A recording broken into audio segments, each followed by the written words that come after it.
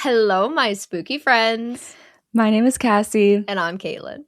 And welcome into I'd Survive.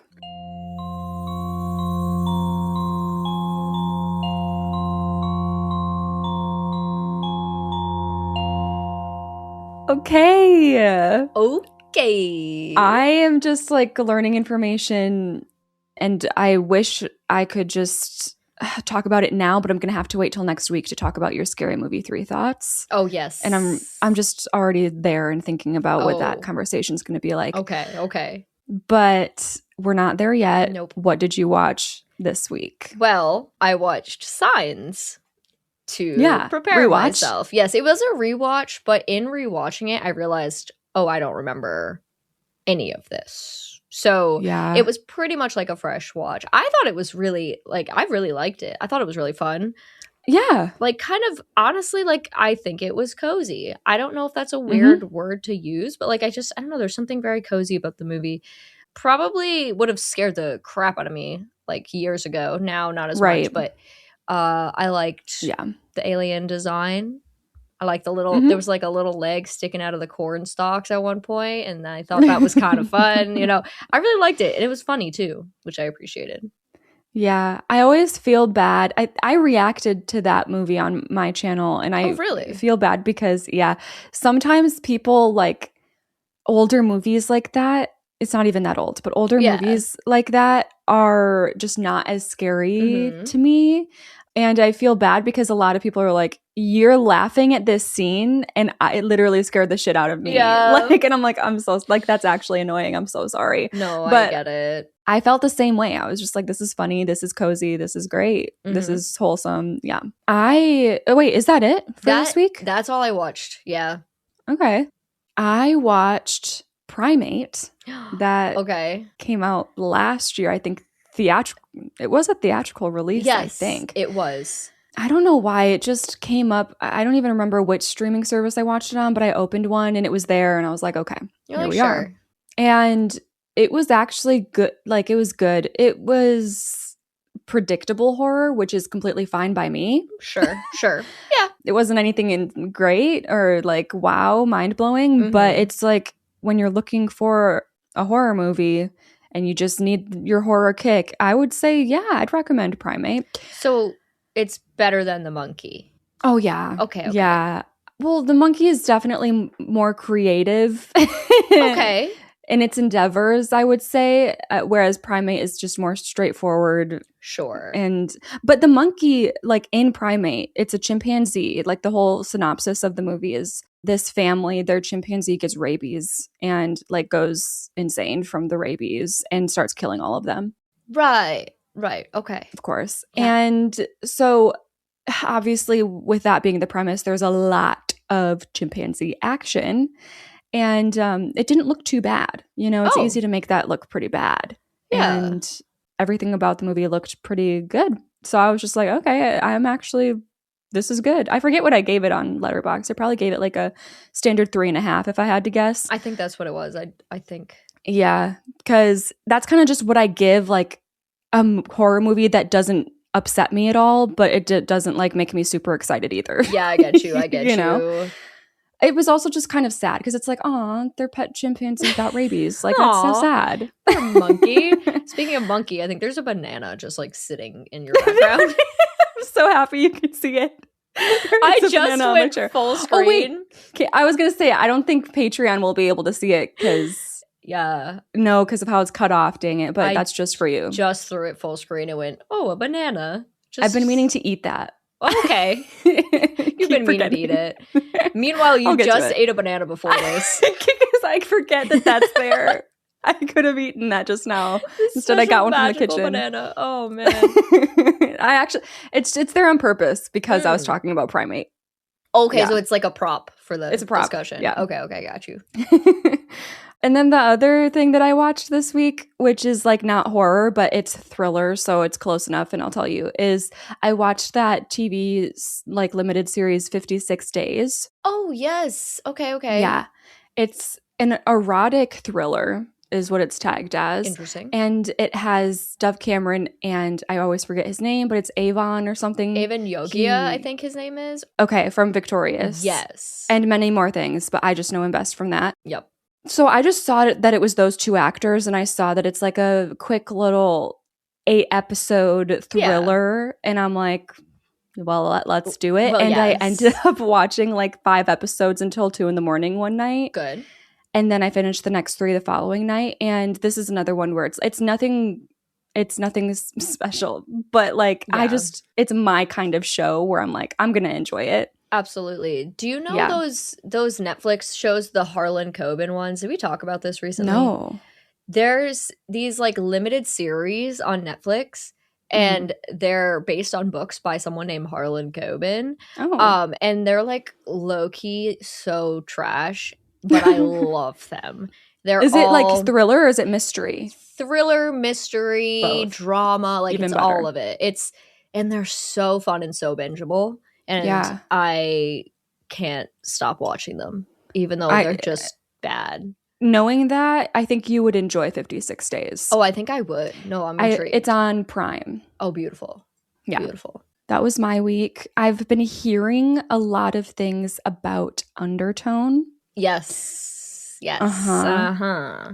So that's a movie that I've been saying I want to watch. It's like about podcasters. It's podcaster horror. So it's like, okay, we got to watch that. Well, we have to do it. But I have just been hearing some things, and I didn't end up, I was going to go see it in theaters, but it was in theaters for such a short window of time. Really? That, it's already out for my person, like my theater chain. It was in for maybe a week and a half, maybe 2 weeks. But I really wanted to go with my sister who's into horror with me. But she had her wisdom teeth taken out and couldn't eat like fun snacks. And it's like, well, I'm not going to go eat popcorn next to you while you're like in pain. By the time we would have been able to go together, it was already out of theaters. So I'm still going to watch it when it hits streaming. And I think I'm going to put myself, I know it's very sound heavy and it's horror. And so I'm going to like put myself in a dark room and like just make it as dark as possible and really lock in. Well, yes. And loud as possible, of course. But yeah. And then I wanted to write this down and bring something up because I've been hearing a lot of buzz around a Netflix show, a horror Netflix show. Oh.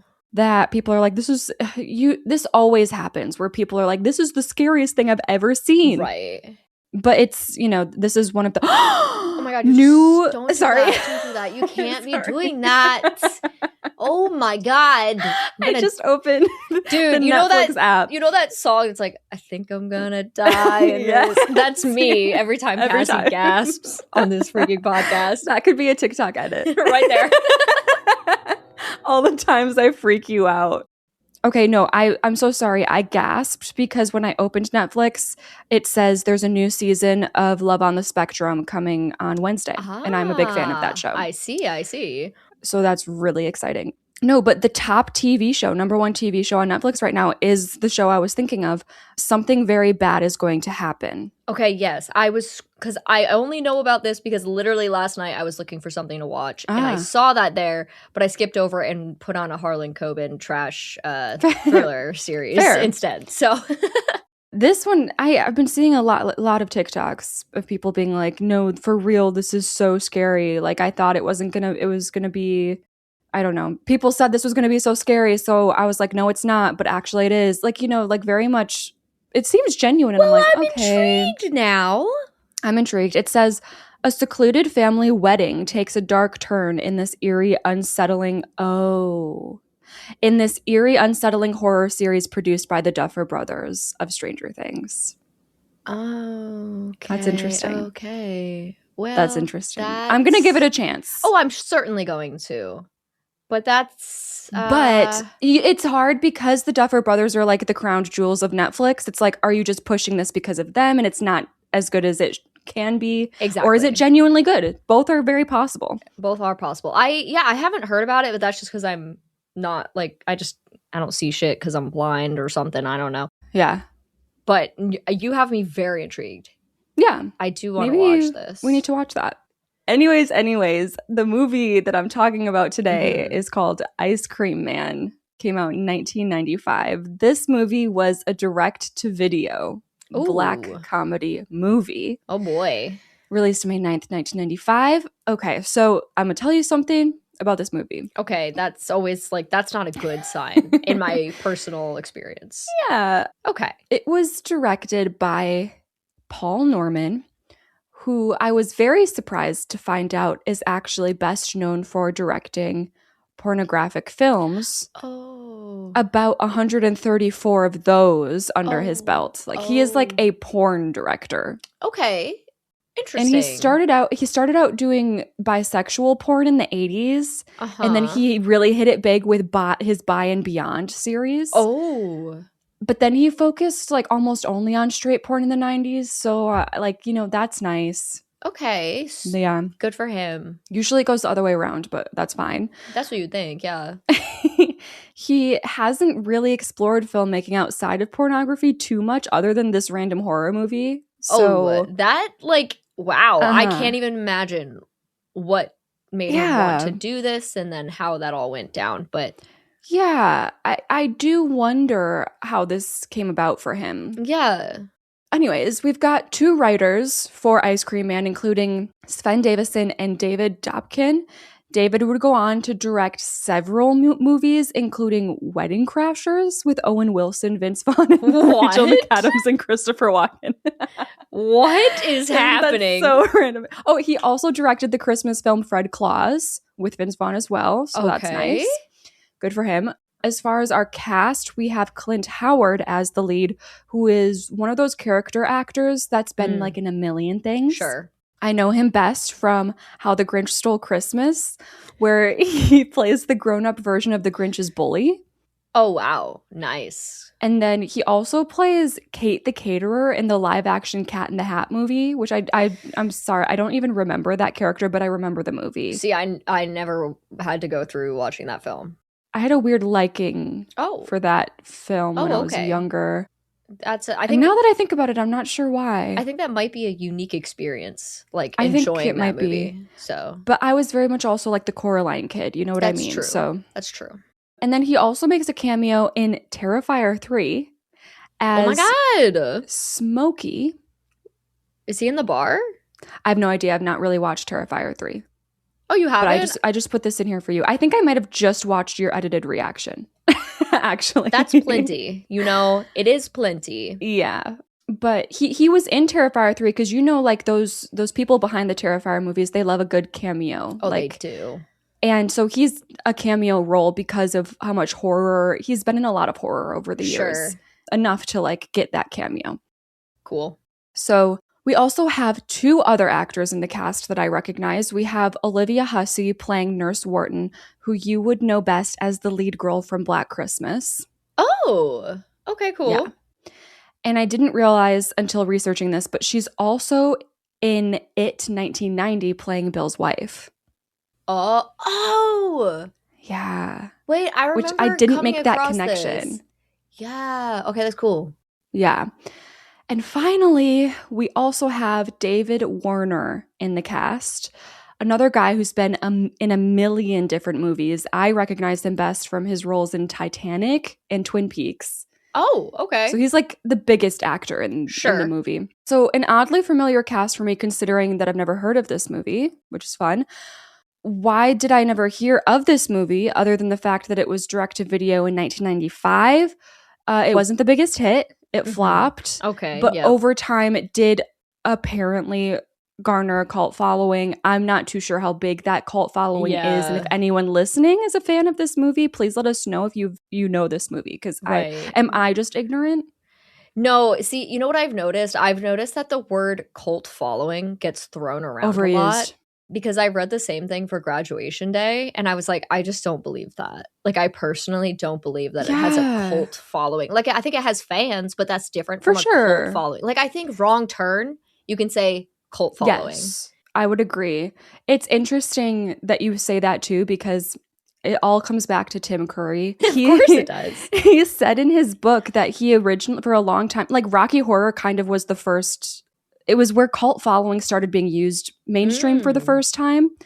And he said at first, like, he didn't really like it like the term, but he says over time, because of its stay power and how big it is and how intense the fans are, like he accepts it now, and like he thinks it earned that title nowadays when he looks back. But I'm like, see, it is something to earn, right? Exactly. I agree. So I don't know about you, Ice Cream Man, but we're gonna get into it. All right. We open with a flashback, and I would guess it to be the 1950s. The Ice Cream Man is getting out of the back of his ice cream truck, and he's got a push-up in his hand when some random guys in a car. Push-up? Push-up, like what's a Flintstones push-up. I've seen these. Remember those? Okay, yeah, I haven't seen one. It's like sherbet, kind of. In so long. Okay, yeah. I got you. Okay, yeah, it's like a staple childhood thing for, I feel like, a lot of people around our age. So I'm happy you did enjoy a Flintstones push-up. I think I did. Yes. Good. So he's got one of those in his hand when some random guys in a car do a drive-by and shoot and kill him. Oh, I thought that was the main character of the movie, and he may still be. Okay. That's Ice Cream Man's dead. That's a start right there. That's how you start a movie. He falls to the ground dead, and that push-up still in his hand, gripping it like a true Ice Cream Man would, never letting go. Wow. Then there's this little boy named Gregory, and he's walking up to the curb. He's got blood on his face from the splatter. Ooh. And he walks up to the Ice Cream Man's body, and he grabs the push-up from his hand, and then he just sits on the curb and starts eating the push-up. And free ice cream, you know what? That's exactly, like, can we blame him? No. His mom runs out from the house at the sound of like all this racket, goes to him freaking out, makes sure he's all right. She just keeps asking if he's okay, and he just goes, "What about the Ice Cream Man? Who's going to bring us ice cream now?" Right? Yeah, I'd be upset too. Yeah. Flash forward to present day. It's the mid-90s. Okay. There's a kid named Roger playing some video games inside when he hears the ice cream truck come rolling down the street. So without his mom's permission, he grabs some loose change from her purse and he goes running. I do have to stop and ask your experience with an ice cream truck. Did you get those near you as a kid? They drove by. We very rarely went out to them. Like, it wasn't really? Yeah. Did you want to? Not really. I think I didn't want to because it gave me anxiety to think about like trying to stop a truck on the I know. You know? Like that, the anxiety that brings me. Yeah, that's fair. We did not stop the ice cream truck when I was younger. There's very much an energy in this movie, and I think this is real, where like the kids would go by themselves to the ice cream truck. I never did that because of that reason. I would be too scared to stop them. Yeah. But my mom would come with, and she would stop the ice cream truck. Right. So that wasn't like super common. So it was a really exciting thing when we heard the ice cream truck, because it's like, I don't know. I got some ice cream from an ice cream truck probably like 8 times in my childhood, and they were all very special. I did get a lot of ice cream from ice cream trucks, but it was always when they were like in the parking lot after my soccer game. Like always we would get it there. Like that, absolutely, get some lemonade or something. Yeah. Oh my God, my voice is leaving me. What? This happens every time, actually, now that I think about it. It does. I lose my voice in the first like 10 minutes of speaking when it's my turn to host. But then it goes away and it gets better as we go. It should be the other way around. Like I should be losing it by the end, but it just hits me right away. It's weird. Right. So he just stole his mom's money and is going to the ice cream truck, Roger. A lot of neighborhood kids end up convening at this ice cream truck. I'm going to say ice cream and like ice cream and an ice cream truck so much today. Yeah, you sure are. And now this ice cream truck is being run by Gregory. Oh boy. The odd but also traumatized kid from the flashback. Right. Roger asks Gregory, "Can I have an orange push-up?" And our boy Ice Cream Man Gregory, he's pretty creepy. He keeps like handing out the push-up to him, but just as the boy goes to grab it, he keeps pulling it back. Bro, I'd slap him. I hate it. Have you seen videos of like, it's like an art for some people, like the things that they can do like to make you not be able to grab your food. I've seen so many clips of like random things. No, that I'm like, That would make me feel so awkward. Yeah, I'd be like, no, can you literally just give it to me? Like, or I'm going to leave. I'm not going to stand here and then be the most awkward person you've ever seen. Yeah. So he does that like 3 times in a row before Roger's like, can I have it? Like, yeah. How many times are you going to do this? Mm-hmm. And Gregory's like, you have to say please. Does he talk like that? Yeah, I'm going to try to do like, I'm going to lock in for this one line and try to get across what he sounds like. Because that is kind of what he sounds like. Okay. You have to say please. I don't like him. He's got a weird voice. I don't like him at all. So Roger does say please, and then Gregory hands it over with like an annoyed grunt, like, ugh, ungrateful child. Sure. Another group of kids steps up and asks for 2 push-ups and a bomb pop.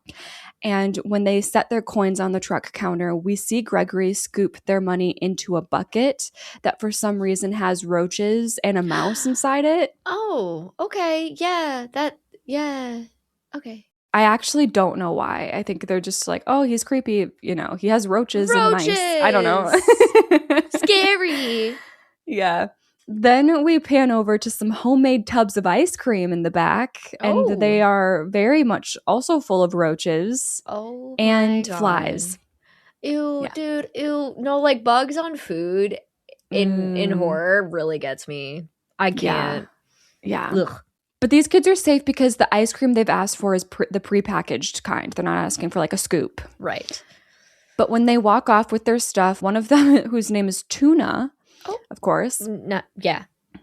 He's like, man, that new ice cream dude's pretty freaky.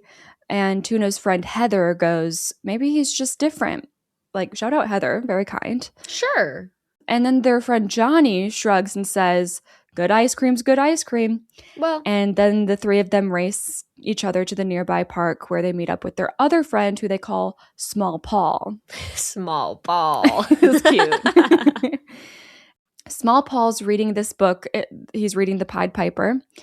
And they all get on the merry-go-round, lying down on their backs and listening to Small Paul relay the story to them, saying that the main character cleans the city of rats by enchanting them with music, which, like, I had no idea that was the premise of the Pied Piper, but, like, awesome. I've heard of it. I didn't know that was, no, I didn't know that either. I actually don't know what I thought it was, but yeah. I never thought about it, yeah. Yeah, no, me neither. So, oh God. I put him in my script as Little Paul. Oh, Little Paul. It's Small Paul. No, it's Little Paul now. Oh dear. No, Small Paul continues. He says he led all the rats to the river and they drowned. And then out of nowhere, the public like trash collector walks up to these kids and goes, then he got the kids. The adults were trying to stiff the Piper for the job he did on the rats. So instead, the Piper led all the kids down to the river and drowned them. Just like the rats. That's what happens when you don't pay the Piper. Oh, thank you, sir. That's so kind of you to relay that. Who are you? Yeah, like what are you doing? Please get a friend that isn't these children. Yeah. All these kids are just staring at this man like, okay, please go away now. Yikes. And I said Little Paul again. Cassie, the disrespect to Small Paul is getting out of hand. Oh my gosh. You know what's funny is now that I think about it, I think in my head, his name was just Paul, but he's literally so small that I think I named him Little Paul. But it's not Paul. It's not like I don't need to because he's literally named Small Paul. Like I can just say that. That's amazing. Anyways, okay. Small Paul's the one to actually correct this random man, though. And he's like, actually, I think the kids got away.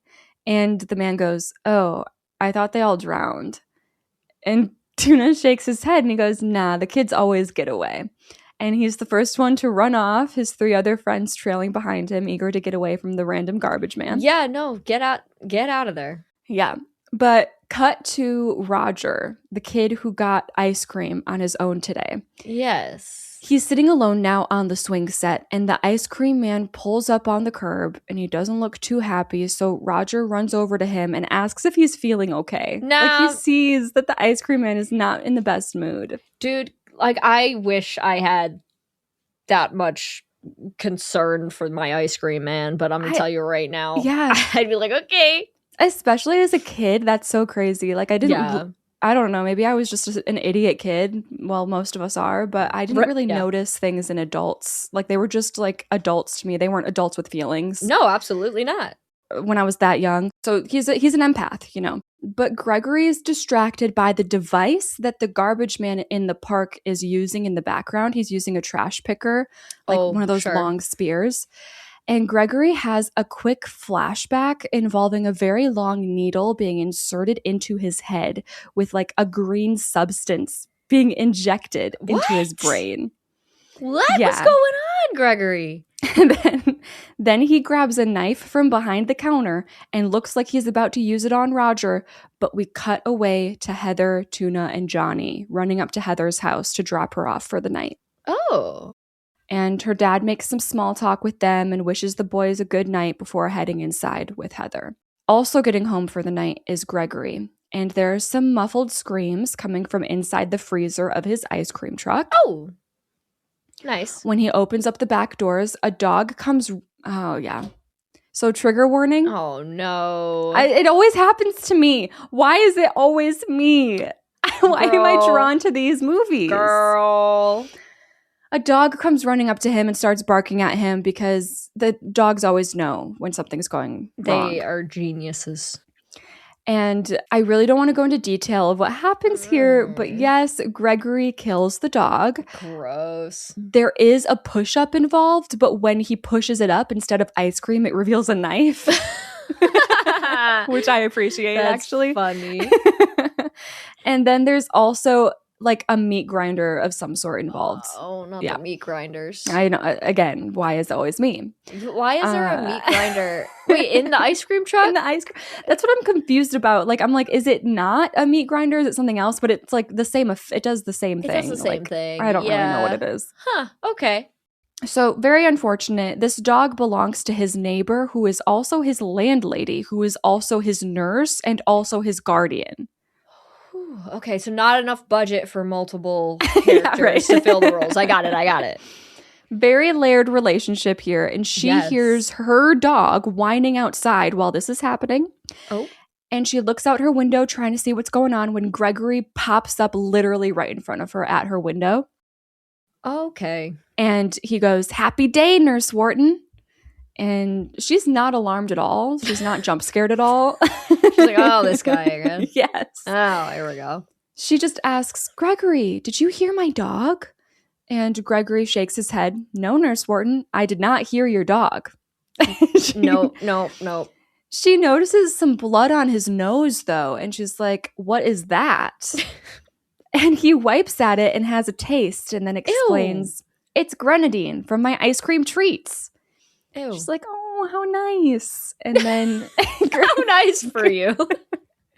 And then Gregory tells her, "Well, I've got to unpack the truck now. The ice cream melts. Bye." And then he walks off, and Nurse Wharton watches him go, saying to herself, "Always such a happy boy, my little Gregory." Ew. That's very weird vibes. I don't like anything that's like happening. It's a bit surreal. Yeah, I also don't like the way he talks. Yeah, I'm happy I'm getting unless that that's just the way you talk. In which case, never mind. I'm finally able to use my real voice, but I'm acting like it's just a character. Oh, my bad. Okay, cut to the little kid Johnny's family dinner. Oh, this is at the point in the script where I was like, I should probably tell you, these kids are probably around 10 years old, 9 to 11, I would guess, range. Sure. And Johnny's got an annoying older teenage brother who's definitely played by a 28-year-old named Jacob, who's making fun of Johnny for having a friend named Tuna. So that banter continues when the family receives a phone call. And their mom answers, and we find out that the neighborhood kid Roger hasn't come home yet, and his parents are getting worried. Uh-oh.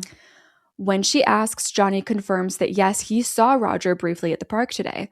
But yeah, like not looking good because he only saw him for a moment and then his friends left and he was there alone. Right.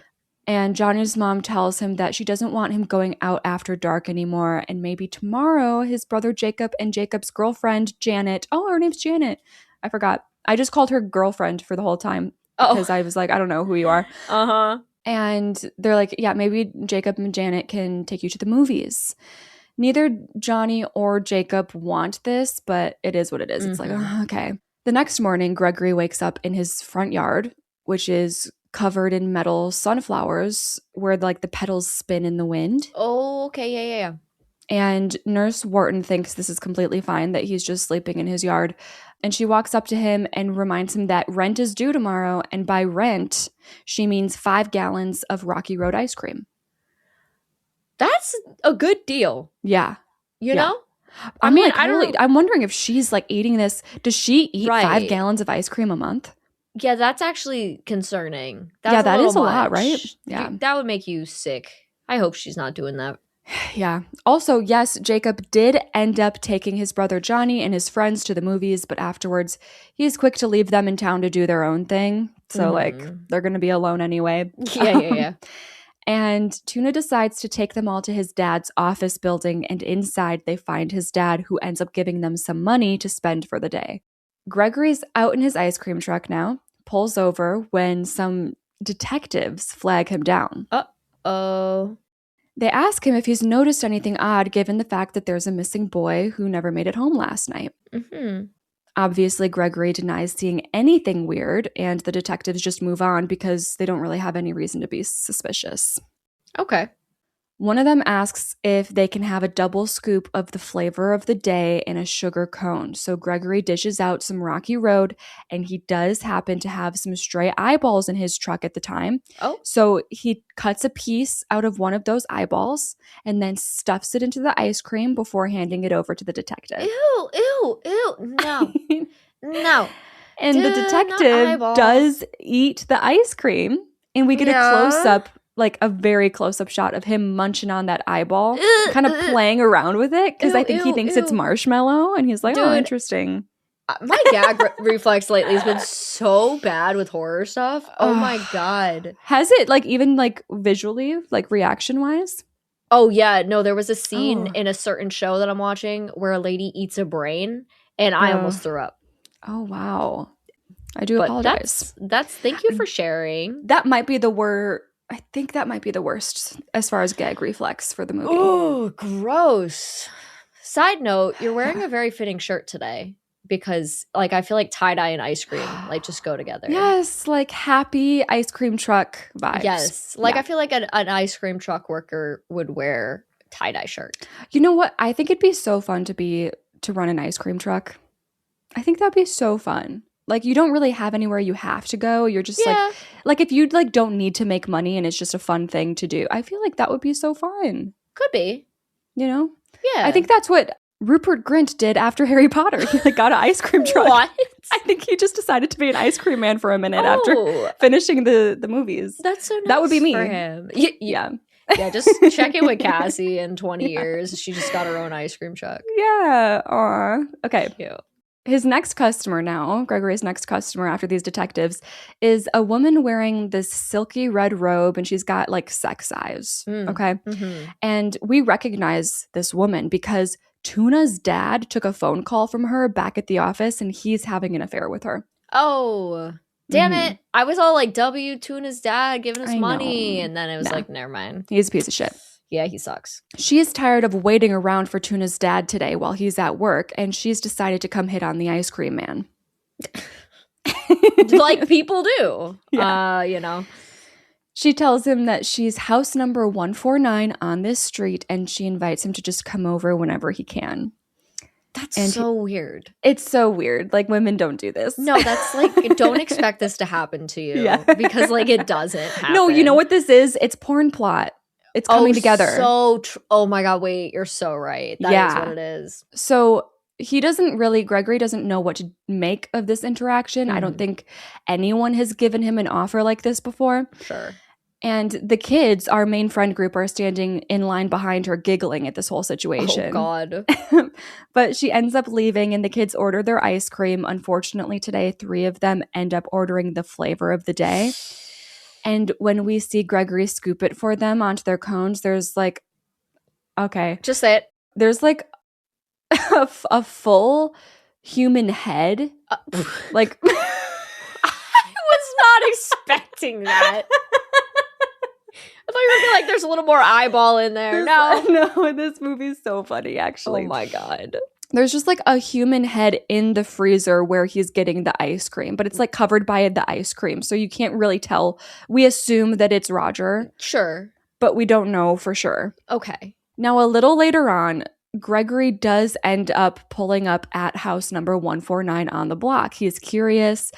And when he sees it, he gets a flashback to this big welcome arch. And on this welcome arch, the words say, Wishing Well Sanitarium Clinic for the Mentally Disabled. Oh, okay.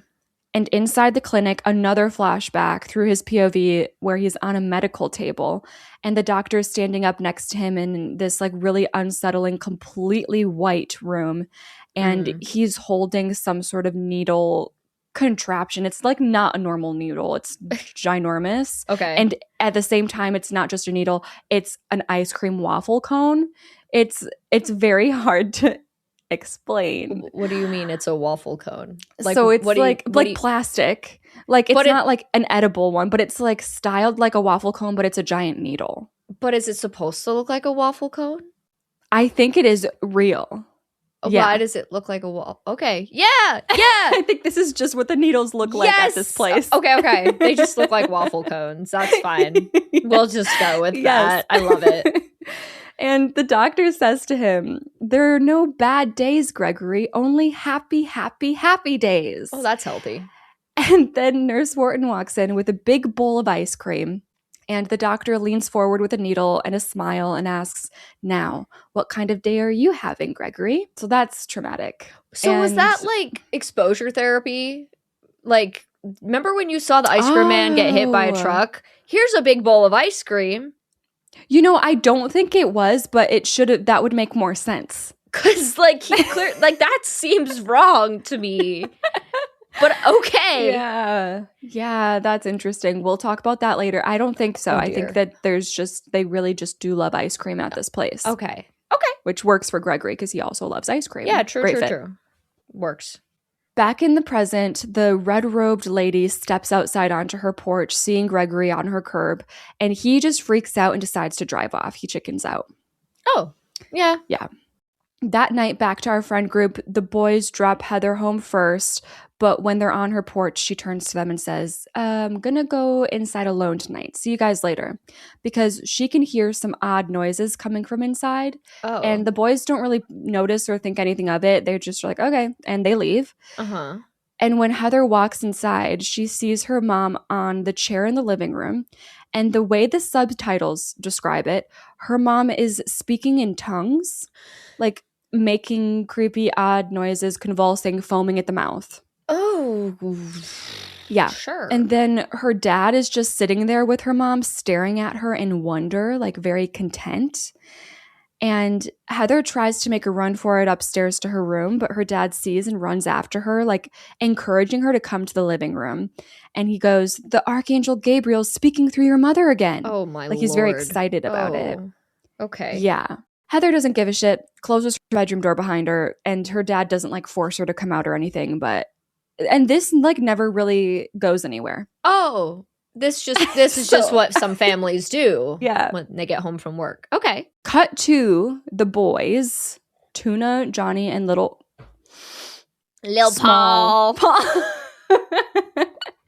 And Small Paul walking down the street, and Johnny brings up the fact that he's noticed Heather acting weird around her mom lately. And they don't really get much of a chance to discuss this because they hear the ice cream truck jingle nearby. Oh, he coming. And Small Paul's excited. He wants some more ice cream. The other two boys are still full from their ice cream. Like they got it some already today. Mm-hmm. And both agree that they need to get home because it's dark. Yeah. But Small Paul goads them that the last one to the ice cream truck is a rotten egg or something to that effect. Yeah. And then he runs off, finding it parked in the corner of a sketchy parking lot. Perfect. And Gregory is outside of the truck doing a little like 1-2 step with the now bloody garden picker in his hand. He's just dancing around with it. Okay. In this parking lot. Okay. You know, I kind of want to try it now. Sounds kind of fun. Yeah, I think we should do a 1-2 step just like anytime, anywhere. That's true. Yeah, I do that preferably in with my a bloody kitchen. utensil. Oh, well. Never mind. I don't use. Okay, so when small Paul sees him, he immediately starts to back away, getting a weird vibe. Oh, I did not expect that from these children. Me either. Not So I was like, at okay, all. good. But Gregory spots him before he can leave and insists that he buys some ice cream. He can even guess what Small Paul's favorite flavor is. It's got to be butter brickle because that's Gregory's favorite flavor too. And butter brickle is named after Butch Brickle, known as the Ice Cream King, also known as the murdered ice cream man from the start of the movie. Oh, okay. And now Gregory calls himself the Ice Cream Prince. Okay. Yeah. Yeah. And also, I do want to say, like, it really does roll off the tongue really nice. Like butter brickle. Ooh, like I want that. It sounds yummy. No, it does. It's definitely not what like a 9-year-old is ordering from the ice cream truck. No, That's no. definitely, like butter pecan, Yeah. like that ice cream. And there's Yeah. another one that I can't think of, but there's those handful that are like the old people flavors. Yeah, for sure. Butter brickle would be up there. You're right. Yeah. Oh God, I think I'm old. Oh, me too. It's okay. It sounds delicious. Like, give me some. Gregory gets into the back and opens up the freezer, and in the freezer, among the tubs of ice cream, we finally see the garbage man from the park is dead inside. Oh, okay. So he's killed 2 people that we know of then? So we think. But Okay. like Small Paul can't see that from where he's standing. He's just seeing for the first time how cool the inside of an ice cream truck is. Yeah. And he tells Gregory, like, wow, I've never seen the inside before. And Gregory answers, it's hard to meet friends when you're always stuck on the inside. And Small Paul gets it. Mm-hmm. He says, I know, I had to stay inside a lot when I was little because I was really sick. That's why I'm so small. No. And Gregory empathizes with him. And it's like, I was sick too when I was little, but I'm better now. Here you go. And yeah, okay, he holds a cone loaded with butter brickle ice cream. And Small Paul takes it and is really impressed with like the amount of ice cream on the cone. He goes, wow, I don't think I have enough money for this. And Gregory shakes it off and says it's his treat. Okay. But when Gregory hops out of the truck, the bloody garbage picker falls out with him, and Small Paul notices this time that it's dripping with blood, and he gets very scared. Now, cut to Tuna, who actually did run off after Small Paul, unlike Johnny, who decided to just go home. Oh. But yeah, Tuna runs up and hides behind a dumpster as he watches Gregory pull an unconscious Small Paul into the back of his ice cream truck. Not Small Paul. I know. And unfortunately, Gregory does see Tuna hiding behind the dumpster when he comes back out. And he calls to him, hey, little boy, you want some free ice cream? Not now. Tuna doesn't answer. He's just like crouched down, trembling in fear. So Gregory continues, this little fella got hurt, so I'm going to take him to the hospital. And Tuna just turns and runs off. And Gregory runs a couple steps and screams after him, hey, you little turds are going to have to learn you can't run from the ice cream man. I know where you live. You tell anybody and I'm going to get your mom and dad. Whoa. Okay. And that is our first survivability check-in. That was a deep threat. And also, yeah, it's true. He does know where you live. No, yeah. Ice cream man he knows a lot. Like it really is a perfect villain. Yeah. No, it does. Yeah. It does work. Interesting. Okay, so we have 4 questions. I have no deadly questions today at all, by the way. Okay, love that. Would you ignore the ice cream truck on a nice summer day? You would. I would. Yeah. I mean, again, if it were parked, no. But if it's driving, yes. Mm-hmm. So are we talking driving? I would say scenario.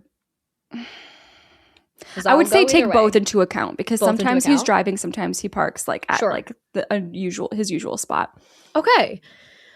So then I'm gonna say 68. Okay. Yeah. I did give myself an 11%. Cassie said, give me the freaking ice cream. I love an ice cream truck. I want a Choco Taco. I God. want a SpongeBob. The SpongeBob. I want, what else would I get? I love like the cookie sandwich. Yes. Delish.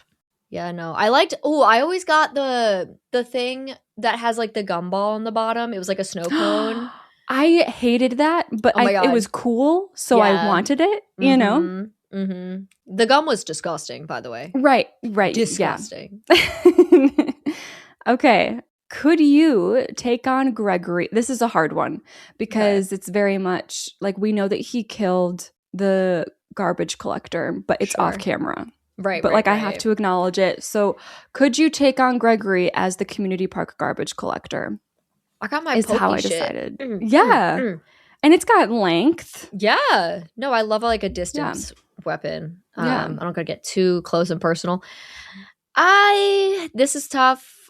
If I am me, I always give myself less likelihood to win in any kind of fight, hand-to-hand type situation, because it's just not much going for me there. Mm-hmm. So I'll honestly... You can also, I think running away is an option. It is. Okay. I'm going to go 32. Okay. I went 62. Okay.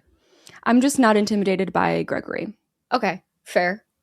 So without like seeing anything, I'm erring on the side of I can get away. Gotcha. But that might be just me being cocky. Sometimes we're cocky and that's okay. Yeah. Would you go home when it's dark instead of hitting up the ice cream truck again in a random empty parking lot? Yes. The only thing that I'm thinking here is like if he was like, no, come here. I would, like, the people pleaser type part of me might fall into that. Mm-hmm. But I wouldn't seek out the ice cream truck at night. It just wouldn't be me. Yeah. So with that being said, I'm going to give myself a 81. I gave myself a 39. Really? Oh, because you're going for more. Okay. I love ice cream. No, this is true. And food tastes better when it's dark out. Yeah, it does. And like a dark summer night, like as a kid, you got a little breeze going, you want a little ice cream. I mean, no, I the image does sound nice. I will say it does sound like a nice vibe. Yeah, and I feel like if I knew it was nearby as a kid, for some reason, this movie has really put me in the perspective of who I was as a child with my cousins on my dad's side of the family every other weekend. I see. And we would absolutely be like, oh, there he is. Let's go see if he'll give us some ice cream. Like, even if his music isn't going. Like, if we see him in a parking lot, like, oh my God, let's go see. Because it's like cooler if you get it like after hours. Ooh. You know? That is, I think I've realized too, like, if I do a food related episode, I forgot how this would go. Yeah. Cassie will be drawn. Like, I'll die. Like, you know, like the thing where it's like a white van that says like free candy on the side. Like it says like free food. Yeah. Cassie's just like, well, of course, I will come in the back of the van and see what's going on. Yeah. And my weakness is food. Like, genuinely. Yeah. Is food. And that's valid. Could you outrun the ice cream man when he spots you? Like, as Tuna, he runs away from the ice cream man. Do you think you could like run in to hide? Sure. Before he can get you. Is there a pretty decent distance between the truck and... Yeah, it's pretty much like an entire parking lot. Okay. I feel good about that. Yeah. Except, my only thing is that, like, anytime I think of this situation, I just imagine running in slow motion because that's how it always happens in dreams. So, like, I'm always like, would I freeze? But, no, I think I'm going to say 89. I did 90. Hey, look at us. I took that extra percent. I was I want to be in 90s territory because, again, because I'm just not that scared of this man, and there's a lot of distance. There's like woods around too. Like, we can get out of here. Fair. Okay, so for me, that brings my Act 1 total score to a 51%. Oh, you're just over the edge there. Mm-hmm. My first act score is a 68. Wow. Yes. Yeah, because you can resist ice cream. Basically. I can. Yeah. Yeah. Yeah. That's not a gluten thing? No. Yay. Luckily. So, I mean, depends on the flavor. If it's got any Sure. kind of cookie in it, I can't have it. Ugh, Chocolate yeah. chip cookie dough is done for me. That's sad. It's very sad. Do you know what my favorite, I got it the other day? It's called a concrete, which is basically like Culver's version of a blizzard, like a Dairy Queen blizzard. Oh, a blizzard, but it's custard and they call theirs concretes, whatever. I love to get like, you get to pick 2 toppings, and I always pick salted caramel with cheesecake bits. Oh, that sounds so It's like a salted good. caramel cheesecake concrete. It's Oh my so God. good. That sounds amazing. I used to love like an Oreo McFlurry, like Yeah. just Oreo and vanilla ice cream. Oreo always hits. Yeah. So good. I now was we're just never, talking about I know, ice cream. no, I feel like going down a hole. Yeah. Because I was going to say, I've never been a fan of Neapolitan. Oh, I like a Neapolitan. I would just eat the vanilla out of the Neapolitan. Yeah. Okay. Second act. I said tuna just like you would. Wait. I am tuna. Tuna is No, me. you are. You are, because he just keeps running and he runs right into the woods and he just finds somewhere to hide. Period. Thank you, tuna. And he's not the only one with that line of thinking, because in the bushes here, he finds Roger, the missing kid. Oh! He ain't dead. So at the park, Gregory only killed the garbage man, and Roger got scared and ran away, and he's been hiding in the woods ever since. Oh, so this is why you didn't ask me if I cared about the ice cream man's feelings. This makes sense now. Yes. Aha. Okay. Roger tells him that the ice cream man killed the park guy, and he's been hiding here, too scared to come out. Mm-hmm. Tuna tells him that he believes him, and that the ice cream man also just killed Small Paul. No. And he tells Roger that his dad will know what to do. The kids are so good in this movie. Like, there's the friendships, and like it's very believable, and they're very cute, and I love like the friendships in the movie. That's sweet. It's just really cute. Love. It's something that I've not, like, it reminded me of It a little bit. Oh my God, yeah. Yeah, it's that vibe for sure. Yeah. So he tells Roger that his dad will know what to do, and that they just need to stick together and they can make it back to his house. They kind of live near each other. So cut to Tuna running inside his house. His mom's weird about him taking his shoes off on the porch first, so he does that. And then he comes back inside. And Roger isn't with him anymore. I guess Tuna dropped him off at his house and he's just home now. So that's good for Roger, but we don't see it. I know. Okay. But anyway, when Tuna gets inside and tries to get his parents to listen to him about what happened tonight, he can't get a word in because his parents are too busy fighting with each other. His mom begging his dad to just admit to her that he's cheating on her, which he is. So Tuna has to give up and go to his room, and he sees Gregory sitting in the ice cream truck out on the curb of his front lawn through his bedroom window, just staring at him. No. And they like make eye contact, and then Gregory just drives off. It's kind of just like, see, I know where you are. Haha. Ew. Hate it. Yeah. Next morning, Tuna's mom is ushering him out the door, telling him to hurry up. He needs to come with her to run some errands. And out on the porch, she's like, Tuna, you always make such a mess. Go find some different shoes. Tuna looks down at his shoes that he left out on the porch the night before to find them covered in melty scoops of ice cream and worms. Oh. So, okay, is anyone going to tell their parents about what's been going on, or are we just going to keep that? So, he gets a different pair of shoes, and then he and his mom go to the grocery store, and at the store, she hands him a list that he's responsible to find while she gets the other things. Okay. Which I'm like, efficient. That's nice. Yeah. He's off on his own, though, now, and in the dairy section, he runs into the ice cream man. Oh my God, the ice cream man. And they both just kind of stare at each other as Gregory slowly gathers a couple cans of whipped cream that he's buying.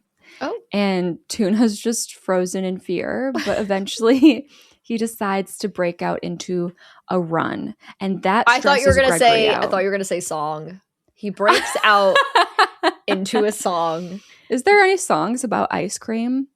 Oh, there definitely Call me is. ice cream. Donna, Donna, Donna, Donna, know you like me. Ice cream, chillin'. Ice Is that cream, the Selena Gomez yes. one? Oh my God. I forgot that song existed. Whoa. I think it's with Blackpink. I was going to say it's a K-pop group. So yeah, I think you're right. Oh my God.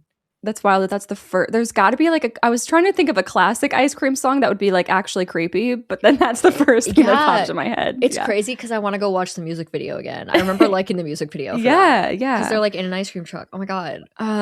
Good times. Wow. Anyway. If only. Sorry. Instead, we're here. We're here.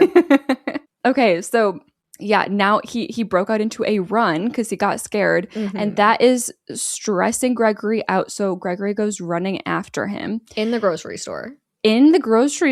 And I say, we get a whole grocery store chase scene that somehow all shoppers are completely unaware of happening. Okay. It's like like even sometimes he'll be running down an aisle, like Tuna will run down an aisle and some random woman will like kind of just glance at him and then keep moving. Like they don't care. Okay, this just happens. That sounds like it to me, where the adults are like oblivious to things. Yeah, that's interesting. But they have no reason to be here, unfortunately. Yeah, there's no like clown in the sewer. Yeah. That's okay. So eventually, though, Tuna ends up hiding in the meat freezer, and a worker finds him. So they bring him into the store's office and find his mom and like bring her to him. Yeah. And she's freaked out and asks Tuna what happened, but he tells her, he told me he'd kill you if I told. So that obviously freaks her out. So she demands that he tell. Yeah. So he tells her the ice cream man. He killed Small Paul last night. So cut to a whole bunch of officers rolling up to Gregory's place, which, by the way, I'm pretty sure he actually just lives inside this like ice cream factory. That's just his house. Oh. Although we know he does like to sleep on the lawn. I don't know. He's just a weird guy, you know? Yeah, a little quirky. So the officers have a warrant for the factory. Okay. So they start searching, and the search is actually insane. Like, they're dumping over tubs of ice cream and breaking glass jars of gumballs, like just absolutely going overboard. And I know we're not rooting for Gregory, but I was really pissed off, like right along with him here. Yeah, like, what are we doing? Yeah, and Gregory's panicking seeing all this destruction. It like seems to really hurt his soul. He really cares about the ice cream business. Sure. And there's a lot of collectibles being destroyed that belonged to Butch Brickle, the ice cream king that came before him. Oh, no. So the officers don't end up finding anything suspicious, and they apologize for the search. Back outside, Nurse Wharton comes running over asking what the officers are doing, bothering Gregory, and she claims that he was here last night working to pay his rent when they ask him like what he was up to last night. So she's defending him. And she's very defensive when it comes to him. But the detective there is like, okay, lady, you just have to understand that people get pretty uptight when there's a missing child involved. Like, yeah, we're doing our job. Why are you so weird? Right. And Gregory goes, but I'm the ice cream man. I make children happy. Today you ruined the happiness of those children for many days to come. Because now he's on he's set back on his ice cream making. Oh my goodness. And now there's an uncomfortable tension in the air, and the detective is like, yeah, okay, I'm going to go now. Okay, bye. Yeah. But he gets distracted by the wind-blowing metal sunflowers all over Gregory's lawn, and he's like, those flowers are pretty neat. How do you do that? Like, he's assuming he's made all these, which he did. And Gregory goes, actually, I chop up policemen and use them as fertilizer. They make great fertilizer. That is bold. So crazy. So when the detective gets back in the car, he tells his buddy, there's something weird going on here. Get some backup on this guy. Like, they didn't find anything, but he's like, that guy's so weird. What's going on? There's something going on. Did they check his truck? No. Isn't that crazy? Bruh. Why wouldn't they? I'm upset about that. Back to Nurse Warden and Gregory. She's upset because her dog is still missing. And Gregory tells her that he's sure that her dog is around here somewhere. And she says, that's very sweet of you, Gregory. You have a happy day. And her saying that triggers another memory in Gregory.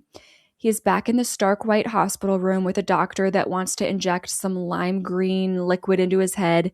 And the doctor goes, remember, no bad days, Gregory. Only happy, happy, happy days. So this is very like instilled in his head. Ooh, that is probably the reason he's so fucked up right there. Definitely, definitely.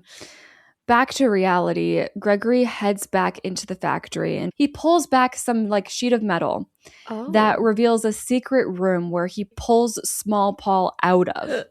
Oh. So he's alive. He's being stashed in a secret room. Oh, that's Gregory leads him back to the main room of the factory and sets him up on a counter. Of course, Small Paul is freaked out, and Gregory can see that, so he goes, "Oh no, don't worry, I'm not gonna hurt you."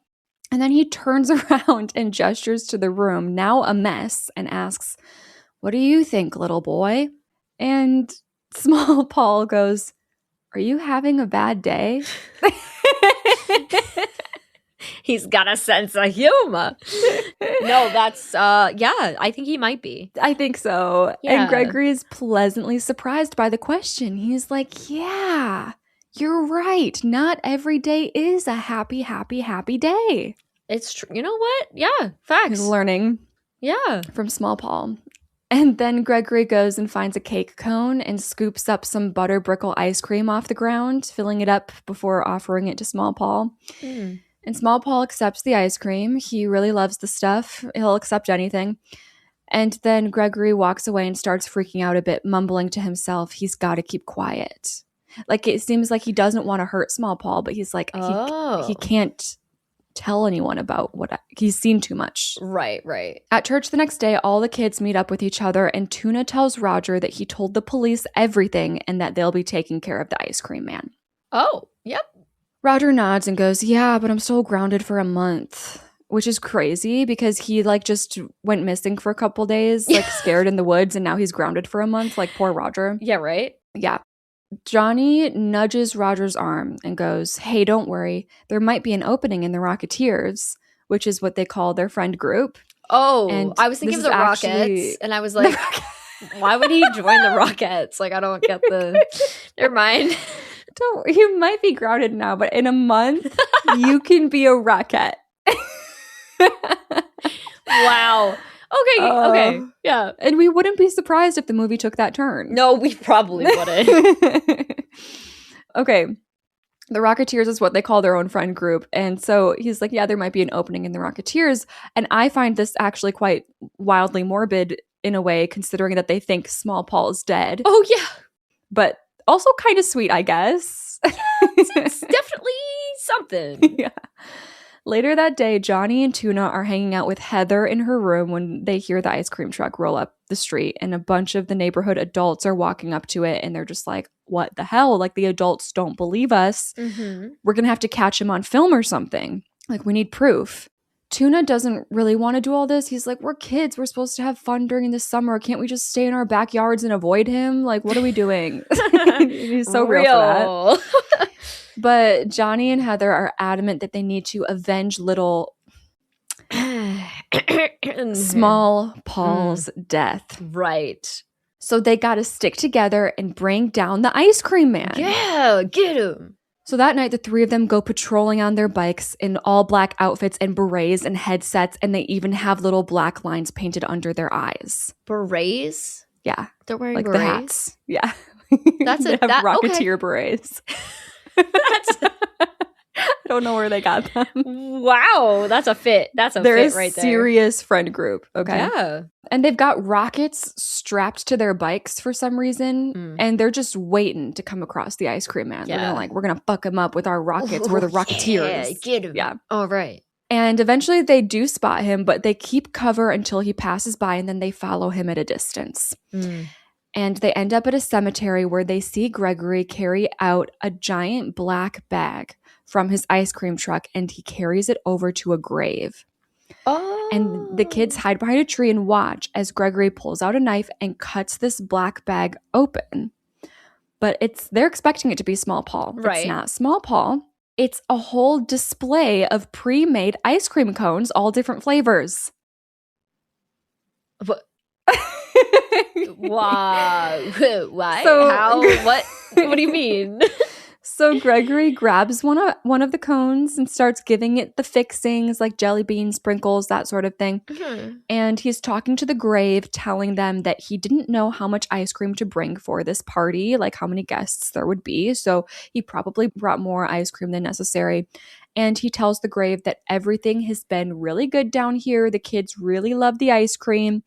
After fixing up all the ice cream and stabbing the cones into the ground of the grave, like little stakes, then he leaves, and the kids run up to see that the grave belongs to Butch Brickle, the ice cream king. Oh, okay. So he just brought him some ice cream. Yeah. To his I grave. guess for some reason Butch Brickle was having a party that night in the sky. So he's got all his ice cream ready to go. Now he has all of his ice cream. That's what would he good. do without it? I don't know. The kids, though, weren't the only ones watching Gregory here. They didn't realize it, but the detectives also saw this odd display. They're following Gregory around in their car. They're sus. Spooky. So the kids get back on their bikes and keep following Gregory in his ice cream truck, and he ends up pulling outside that woman's house again who hit on him at the truck the other day. And he goes inside. Heather and Johnny roll up right behind his truck and realize that they've lost Tuna, which always happens because he's like, he's very much stereotyped. Literally, I'm pretty sure when they were looking for a kid actor, this is very harsh, but it's the 90s. I'm pretty sure they were just like, fat kid. Like he's just, that's his whole personality. But like also the friends are still like, it's still a good friend vibe. But because he is bigger, he's always like when they're on bikes, like having trouble keeping up with the rest of the kids. Yep. So now they've lost him again. So Heather tells Johnny to go back and check on him and make sure he didn't like fall over or pass out or something. Sure. And it takes some convincing, but Heather promises that she can handle this on her own. So Johnny leaves and Heather gets off her bike and into the back of the ice cream truck with her camera. Oh. And there's blood everywhere. A jar of eyeballs, a body in the freezer beneath some ice cream that she thinks must be Small Paul. But we know it's still just the garbage man. Bro, like, what are the detectives doing? Like, it's just the most obvious place to check. It's like, why are we? Okay. Okay. It's the most obvious. You would think. She takes pictures of everything. Back to Johnny, he finds Tuna sitting still on his bike in the middle of the road a little ways back. And he's like, hey, what's wrong? Tuna tells him that he's got stitches in his sides and he feels like he's going to throw up, like he cannot go on. But then he notices that Heather's not here, so he asks where she is. And Johnny tells him that he left her back at the ice cream truck. And immediately Tuna starts pedaling again to get to her. It's like, we cannot leave one of our Rocketeers alone. Yes, what are we doing? On their way down the road, the detective car comes up out of nowhere and scares them. Ooh. So they have those rockets attached to their bikes, and it turns out they can take off like a missile. Oh. So Tuna lets his loose on the detectives, and the detectives literally think it's a gunshot, like with how dramatic it is. It's so loud. Okay. So the boys get in trouble and are taken in like to the back of the detective's car. Why did they shoot the rocket at them? Because they got scared. They were like jump scared by the vehicle. Oh, it was just a jump scare. Okay. Yeah. So it was very quick. Gotcha. Okay, yeah. I got it. They get scolded by the adults, by the detectives, as they try to explain everything. And they tell them that Heather's in trouble. They have to go back to her. And the detectives are like, okay, whatever. Yeah, we'll call someone to go check on her at her house. And the boys are yelling at them, like telling them she's not at her house. They need to go find her by the ice cream truck. And they aren't buying it. And I don't know why. Like, they're literally actively investigating Gregory. Yeah, and they were sus. Yeah, so why are they like, they just don't believe these kids for no valid reason. Oh, man. Yeah, but cut to Heather's house. An officer knocks on her door and her dad answers. They tell her dad that they're responding to a missing persons report about his daughter. And he's like, no, she's in bed like she has been all night. And the officer asks him to go check on her, and he does. And guess what? What? She's tucked up in bed. And when... What? And when her dad leaves her room, she pulls like the blanket over her and she pulls out her camera, and it's kind of just like, okay, mission successful. Like she got her pictures and she ran home. Okay, girly pop. Yeah. And this is our second survivability check-in. Oh, wow. Okay. You know, these kids are pretty competent. I know. I like these kids. Yeah. A lot. Like this group of kids. Okay. 4 questions here. Let's do it. Could you escape the ice cream man in a grocery store? Yes. Yeah, because I would just be like, is anybody seeing this? This grown man's chasing me around the store. And it's like, he's like the whole chase scene, he's looking for his mom. I'm like, I don't need my mom. I just need an adult. Literally. And they're everywhere. So, yeah. I'm going to say 99. Oh, that's what I said. Oh my God, look at us. Yeah. No, we feel the exact same way about that whole situation. That's crazy. Could you play along with the ice cream man to make him happy if you were abducted by him? like as a child. In Small Right. Paul's case, he's like very much going along with everything and acting interested. And Gregory is very obviously someone who can be like mentally manipulated. Sure. Would you be Okay. able to do that and go play along as a child? As a child is where it's tricky. Like, I know. Because like right now, yeah, obviously. Yes. It would be easy enough. But as a kid, I don't think I would be smart enough to... I would be terrified, first of all, and would not be smart enough to play mental manipulation. I was not really aware, I think, of that kind of manipulation as a child. Like, I don't even think I really recognized that it existed. Okay. And that people could get so sucked into these, like, weird, scary fantasies that they have. So, yeah. Whew, I'm going to say 21. Wow. I went 61. Okay. I started watching horror movies very young. Yes, that's true. I did not. Yeah. And I've been playing the What Would You Do game since I was probably 8 years old. Yeah. So I was aware. Gotcha. It's still like the fact that I'm aware and the fact that Small Paul is able to do it makes this as high as it is for me. But I brought it down as well because I'm just like, I don't know, maybe I just couldn't keep it together. Like, Sure. you're a kid, I'm a kid. Like, Right. what if I just start crying? That would probably freak him out and be like, oh, they're gonna expose me because they're sad. And it's like, can I really just not be scared at all? I don't know. I probably went higher than I should, but whatever. We'll take it. Would you leave the ice cream man alone after thinking he killed your friend rather than take matters into your own hands? So these kids are like, they're trying to get him. So that's a big thing here. I feel like if they just minded their own business and stayed in their backyards and kept their mouths shut, yes, they wouldn't be at risk when it comes to Gregory. Absolutely. Yeah. I always say this. I'm not the like, I'm gonna get revenge type. Yeah. I'm like the scaredy cat who's like, I made it out. I'm not going anywhere back near that. So I'm gonna say, just to give myself a little more room, I'm gonna say 86 because I don't know. Depends on who it is, I guess. I did go 77. Okay. So I'm kind of up there too. I do think I'd be so scared as a kid. Yeah. That I would... Well, obviously, I would try way harder to get adults to listen to me. Well, that would be what I would go to. And I sure. personally think my adults in my life would listen to me. Yeah. Unlike these shitty parents. Would hope. But, they have, a lot of them have parents that just don't listen. And so that's part of it. But so, yeah, if my parents aren't listening and the only options are stay quiet or figure this out. Sure. I probably would just be like, I can't figure this out. Yeah. It's an adult. I'm a kid. Exactly. Yeah. Okay. And then finally, could you successfully sneak pictures of the inside of the ice cream truck? Oh, man. Could I? I think yes. Would I? Ooh, I would be. That's so scary. I know. That's a horrifying. Like, oh, that gives me anxiety just thinking about it. Because you can't really see. Oh, it's scary to not have a lookout. Right. Yeah, that's crazy that they split up in that moment. Yeah. I do think I could do it, though. Yeah. I'll say 64. Okay, I did a flat 70. Okay. Yeah. Yeah, it's like I think I could do it, but I'm not confident that it would go super well because I would just be so terrified. Yeah. Okay, so then that brings my second act score to a 77. A 77? You know what's crazy? What? So act 1 I got a 68 off of a 67.5. I got the exact same 67.5. Whoa. Interesting.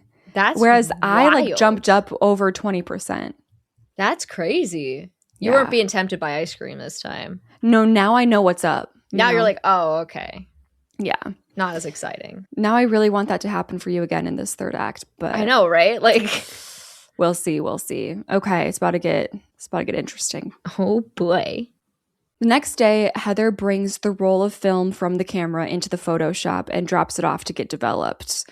And they have to come up with like $10 to actually be able to buy the film and take it with them once they're done, which you'd think you'd have to pay up front for something like that, but I guess not. So she meets up with Johnny and Tuna at Johnny's place, and they're literally searching the couches in the living room for quarters. But then Johnny comes in with the big guns and smashes his piggy bank. And they're like, okay, we definitely are going to have enough to buy this film. We got this. But Johnny's brother Jacob comes in with his girlfriend and sees that they have his camera. That was his camera that they've been using. Oh. And he flips out and screams at them, but his girlfriend pulls him away and they leave. Like, he was weirdly infuriated. Oh. Huh. Okay. Cut to Gregory standing outside the fence of a motel looking in at the pool area. He sees the hot woman and Tuna's dad fooling around. And it upsets him. So when Tuna's dad tries to leave the motel, he finds himself blocked into his space by the ice cream truck. Oop. And he's pissed. And he gets out and he starts screaming and banging on the back of the truck, telling Gregory to move this hunk of junk. Yeah. And then he opens the ice cream truck and steps up inside. And Gregory's right there. And he squeezes his face inside a hot waffle iron. Oh! Yeah. Wait, how does it look? Does it look goofy? Yeah, well, it looks actually real. I mean, it's goofy because of the concept, right? But it looks like he just squeezes it, and then his burn marks are like waffles on his face. Oh, cute! Yeah, I love it. And Gregory goes, "This truck isn't a hunk of junk." You know, he's very offended. Yes, he should be. Final straw for him. Mm-hmm. Well, then we cut to this is my favorite part of the whole movie. Oh dear. Then we cut to the hot woman's house, and Gregory comes knocking on her door. Mm-hmm. She answers, and he's completely covered in blood, which doesn't seem to concern her too much. She invites him in, and he goes, "I brought you something special." Oh. And then he presents her with a giant ice cream cone, except instead of ice cream scoops on top, it's Tuna's dad's head. Oh, that's so nice. And then on his head, there's a little ice cream scoop with a cherry. Oh, wait, that's cute. It's really cute. So she starts screaming, and then Gregory's like, "Oh, okay, dang it. Like, you don't appreciate my gift. I guess I have to kill you now." Shucks. So he hacks her up, and she dies. Oh, okay. Back to the two detectives. They're having a hard time finding anything on the ice cream man, despite their best efforts. And I say here, I can't believe they haven't searched the ice cream truck, but okay. Yeah, that's fine. Yeah. One of them, though, is like, that nurse that's his landlord was kind of weird too. So they do some research on her as well and find out that her final career stint was working as a nurse at a place called Wishing Well Sanatorium. So they're like, oh, maybe we should check that out, which I don't really know if I would think that way if I was them, but okay, you know, we got to get the plot going. Yeah, sure. Over to the photo shop, Jacob and his girlfriend have shown up, and they see right out in the open his camera film being developed, and right now it's all pictures of him and his girl having sex. So they're like, oh my God. And that's why he really freaked out. Oh God. I know.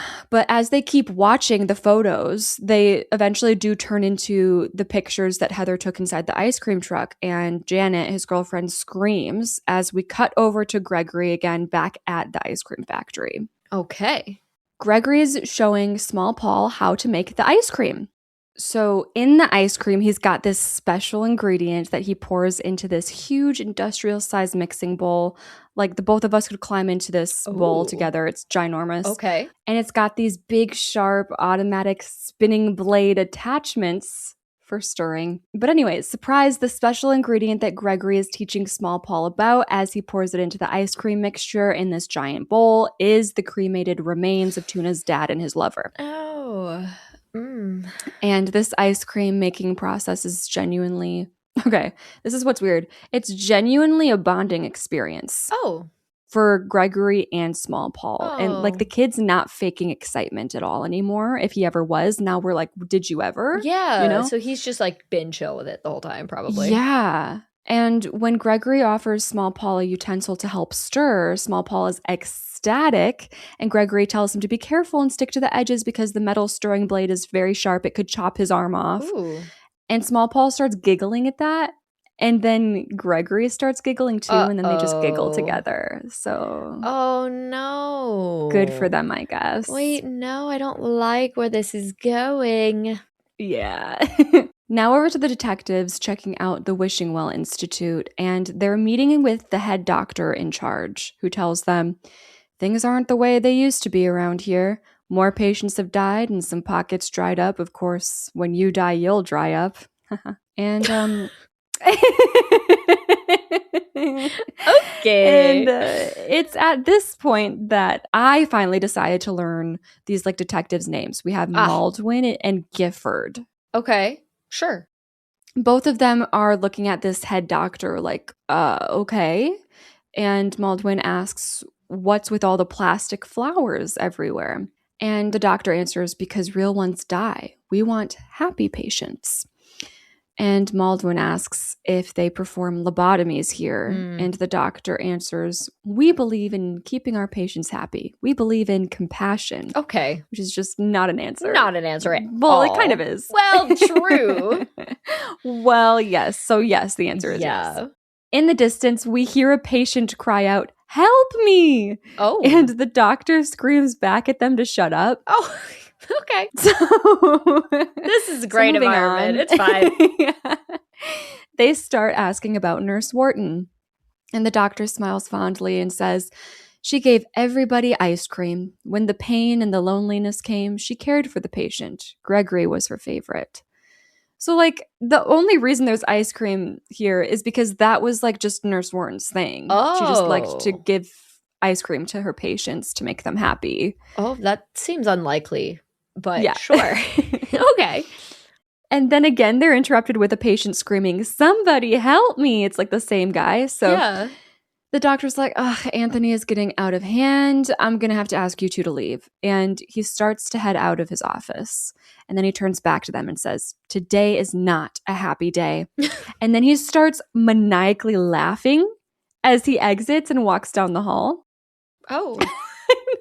This is an interesting character that we have here. So then obviously Gifford and Maldwin are like, this is weird. So they decide to follow after him. They're like, we're not going anywhere. Like, what are you up to, you weirdo? Uh-huh. And when they make it up to the second floor, the place is a mess. Loose wiring, walls and ceilings torn up, graffiti everywhere with themes of heaven and hell. Mm-hmm. And they look at each other like, what the fuck? And eventually they make it to the operating room where the doctor has his patient Anthony spread out on the table with a giant needle full of green liquid stuck in his head. Yeah. And Anthony's completely out of it now, saying to himself, remember, only happy days. And the doctor sees Gifford and Maldwin and goes, a bad day, gentlemen, a very bad day. And then he starts skipping around the room and he sings, come out, wherever you are. Come out, wherever you are. What the hell? All right, this movie was never normal, but like, what is happening right now? I know.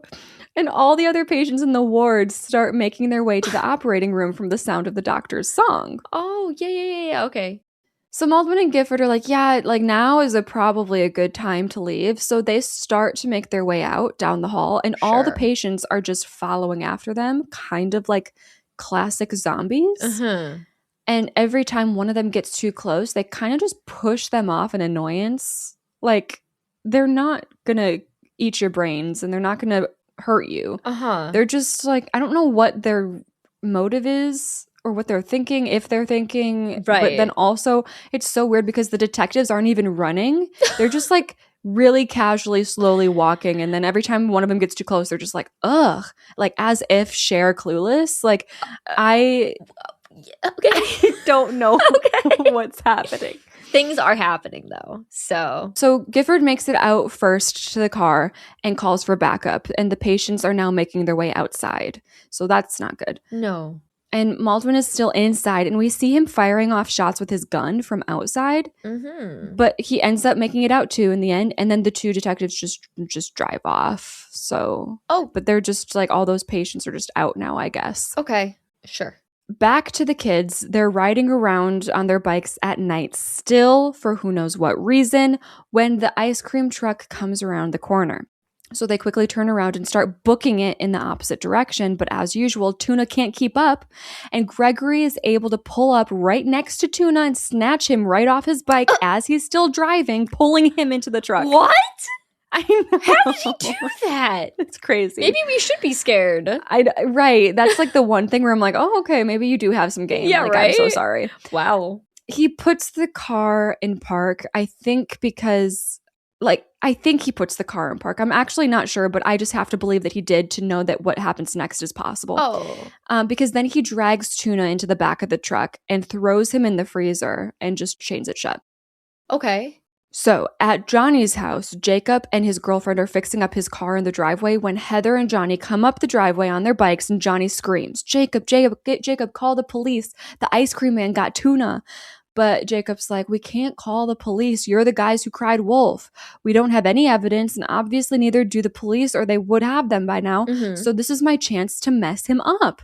And then they're like, what? Huh? Wait, what? His girlfriend rolls her eyes and goes, cut the Lone Ranger shit. You're not a police officer. So he's like, we can't go to the police, but I can be the police. Like, let me go fuck up this ice cream man. I hate. And also, what is he talking about? You guys don't have evidence. Yeah, you do. What happened to the pictures? What happened to the pictures? I would like to know. Where did they go? Because we don't ever bring them up ever again. Are you kidding me? What? Where did they? I don't know. Okay.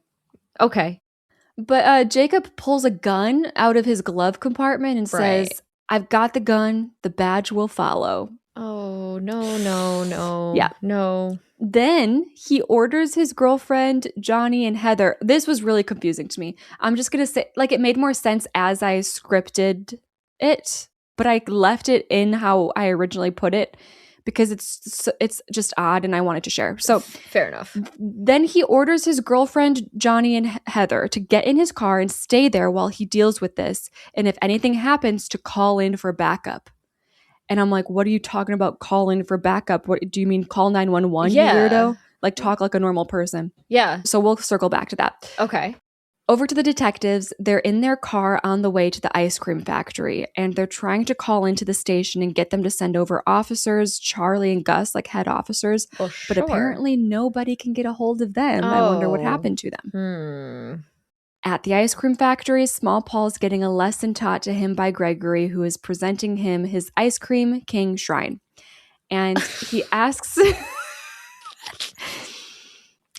Small Paul who he's looking at. And Small Paul answers, the king. He's like the Pied Piper, chased away all the bad and leaves a world of good. And Gregory looks at him shocked, like, wow, kid, like, you are so profound. You're so right. So true. Outside the factory, Jacob has pulled up with Janet, Johnny, and Heather. And now he finally explains that he has a police radio for some reason. Oh. But it's illegal for them to use it to call the station. So they can only do it if it's a serious emergency. This isn't a serious... Okay. No. Right. Right. He's like, if something happens, Okay. And then he also has some button that they can push to make his car start sounding of sirens that will like sound like a police siren. Okay. Like, this is his dream. Okay. He's been planning for this day. He's a wannabe police officer. Like, that is truly him to his core. Wow. So yeah, this was weird. I don't really notice things like this in movies. Like this, I feel like the editing could have been, it's an editing mistake. Gotcha. It feels like they should have cut out before when he says call for backup. Just cut that out because you're going to like explain what they need to do later. Yeah. Even just before he's like, stay in the car and call for backup. And then later he says, so stay in the car and call for backup. But he adds more information. Oh, yeah. And I'm like, you shouldn't have left that other scene in. You do not need that. Yeah. That's interesting because it really sounds like it shouldn't have been there. Yeah. So his girlfriend and the kids stay in the car, and then Jacob heads inside the factory with his gun. Inside, Gregory hears the door open, and he goes, sounds like we've got a customer. And then Small Paul willingly hides back into the secret room and stays quiet. Okay. Then we watch as Jacob creeps around the factory with his gun and the guiding light of his flashlight, but he misses the fact that he walks right by Gregory being all sneaky sneak on a wall of portraits blending in like Scooby-Doo. Hell yeah. And then back outside, Janet, Heather, and Johnny are all becoming impatient, even though it's been 30 seconds. But thankfully, Jacob finally comes stomping out of the factory and gets back in the driver's seat. But when he looks up at Janet, it's revealed to be Gregory in Jacob's clothes. Oh. And he smiles and goes, "Hiya, honey." Ew. Ew. Ew, horrid. And they all scream, and Gregory stabs Janet up through her throat and into her mouth with an ice cream beater rod, which is basically just a metal rod. Okay. And he goes, "Now that's what I call a brain freeze." Oh, man. Oh, that's okay, he's pulling out puns. They might have built the entire movie around just wanting to say that line. Yeah, right? Right? Johnny and Heather jump out of the back windows and make a run for it. And back inside, Small Paul climbs up on a shelf in his secret room and watches all of this happening through the slats of a vent. And he starts laughing. Oh, man. No. Yeah. Johnny and Heather run to another car parked nearby. It's a police car. And they open the door, hoping to be able to, I think, drive off. I don't know what they're thinking. Oh. But inside are the dead bodies of Charlie and Gus. So, like those officers that they were like, we can't get a hold of them. Right. So they scream and they keep it moving elsewhere. Behind the factory, it's a bit of a junkyard. So they're hiding there behind all this random stuff. But then Gregory pssts at them from behind a broken down car a little ways away from them and goes, "Kids, over here. I'm a cop." And he holds up Officer Charlie's head and he puts on a voice going, "What are you two doing running from the ice cream man? Don't you know that he slaves day and night to make his treats for you?" And then up goes Gus's head now as well, an additional puppet to Gregory's act, and he makes him say, "It's like Big Ice always said, you can't always find a sweet kid, but you can make a kid sweet." I don't know what that is. That's even supposed to mean. What? Yeah, his puppet show's kind of going off the rails, like where's the plot? So the kids decide to scream and run off through the junkyard. Okay. We're over it. And we get a quick cut as well here of the inside of the ice cream truck. And Tuna has been pushing the freezer open, like the door open a crack, and then it hits the chain. But he can open it a crack and he is like taking gulps of air. So he's alive in the freezer. Oh, okay. And when Johnny and Heather run past Small Paul's vent again, he ends up using all his strength to go back and kick open the metal slot that keeps him stuck inside this room. So he's escaping. We don't know what he's going to do. Right. Cut to Gregory still just skipping like around the factory outside. Okay. Like literally around it. Yeah. When Nurse Wharton opens her front door and peeks out and she's like, "Gregory, what's all this infernal racket?" And Gregory is still holding one of the officers' heads, so he like stuffs it behind his back real quick. Yeah. Don't look at that. Yeah, and he answers, "Sorry, Nurse Wharton, some of the neighborhood kids wanted to play hide and seek. I told them it was too late, but they..." And then Nurse Wharton cuts him off with a swoon, like she's swooning. Oh. And she's like, "Oh, my little Gregor, always so kind to the little children." And Gregory nods and promises that they will try to be more quiet. I just hate her so much, dude. I don't know what's up with her. Like, why is she like that? Why? So she just wishes him good luck and goes back inside. Like, good luck with your game. Oh, cool. Over to Johnny and Heather, they've found Nurse Wharton's house and they see that the light is on inside. So they run up to her front door and start banging on it for help. When she answers, they beg her to help them and tell her that the ice cream man is after them. And she's like, "Oh no, come on in. We'll have to hide you." Like she thinks it's hide and seek. Oh. Oh my God. Ma'am. Yeah. Now, the detectives, though, have now pulled up to the factory. Oh. And they're getting another report of 3 more kids that have been reported missing. Tuna, Johnny, Heather. So Gifford's like, "I don't give a damn, we're going in. Like, I'm not waiting for another warrant or whatever." Yeah. Meanwhile, Gregory is pacing back and forth by his truck on the lawn, screaming out to Johnny and Heather, whom he's lost sight of at this point. And he says, "You kids don't want to play with the ice cream man? You like his treats, but you don't stick by him when he needs you?" And now somehow Tuna has escaped the freezer. And he comes busting out the back of the truck, but Gregory's right there to stop him and tells him that he can't run from the ice cream man. And if he does that, he won't ever get ice cream again. I know. No. So obviously Tuna's like, "Okay, like, oh my God, that's what, I'm here." And this is where Cassie dies because she says, "Oh, okay, well, GG's." Well, I can't run away then. I guess I just can't. But that's when the detectives walk up with their guns aimed at Gregory. Oh my God. Telling him to freeze. So Gregory closes the truck door on them. Like he's up in the truck with Tuna. And now he closes them inside the truck. Okay. And through the front windows, the detectives can see Gregory start shoving ice cream. He's starting to shove ice cream into Tuna's face, like through the windows.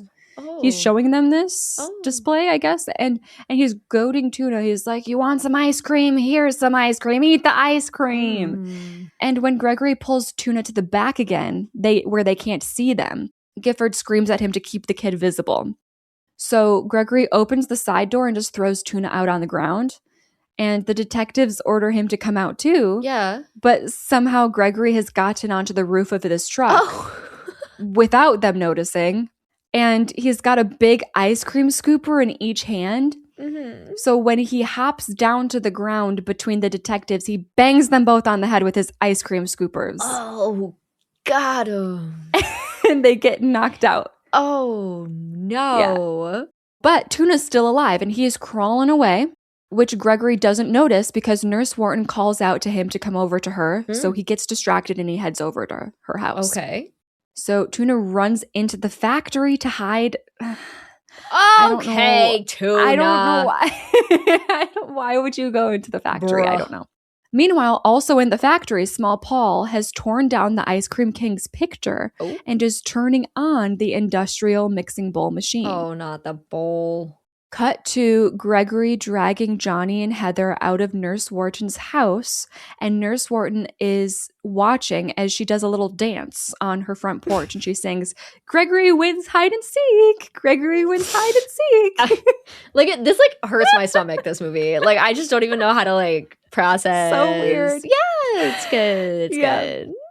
So Gregory starts to drag the kids over to the factory, but the factory door opens up before they reach it. And Small Paul comes bursting out, holding the Ice Cream King portrait out in front of him. And Gregory thinks he's back from the dead. So he follows as Small Paul leads him into the factory. Yeah. So we get another flashback. Gregory on the operating table, and the doctor tells him, "Gregory, you're going to be with us a very long time. I want you to get something straight. There are no bad days at Wishingwell, only happy days. What kind of day are you having, Gregory?" And then Nurse Wharton is there watching as he gets injected with the green substance. So it's kind of like we get the same flashback 50 times. Yeah. I don't know. Yeah, interesting. Okay. Yeah. And then back in the factory, Small Paul keeps leading Gregory into the main room with the portrait, pretending to be the Ice Cream King. Mm-hmm. And Heather and Johnny reunite with Tuna in his hiding place, watching everything go down.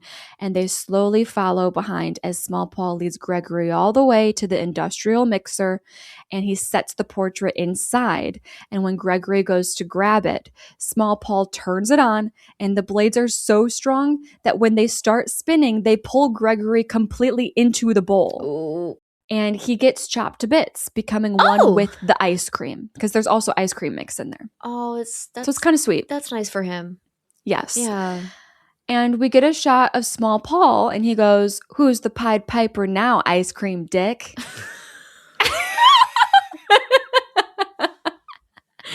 Can I get that tattooed on my arm? I love it.